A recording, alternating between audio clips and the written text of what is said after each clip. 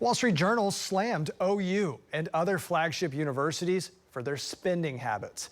This comes on the heels of OU raising its tuition by 3% ahead of this school year. News 9's Cameron Joyner sat down with OU's president, who says that report is misleading.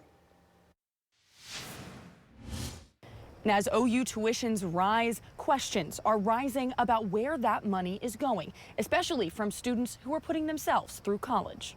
Why is our tuition being raised? Like, what are we paying for? 3% might sound small, but It's a lot sometimes. when you're paying your own way through school, like OU student Sydney Price, she says one word comes to mind Frustrating? when she heard about the second tuition hike in 6 years. It's just insane. Like, it's really infuriating. She's taking out federal loans just to keep up.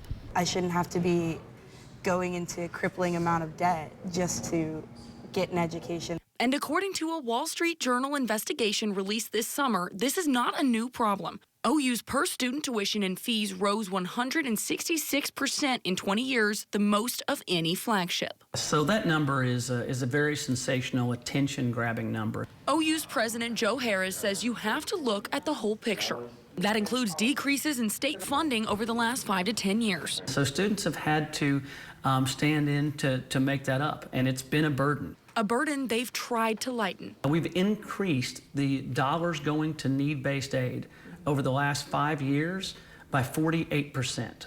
In addition to more aid, President Harris says the university has actually cut spending. And Norman campus alone cut $143 million.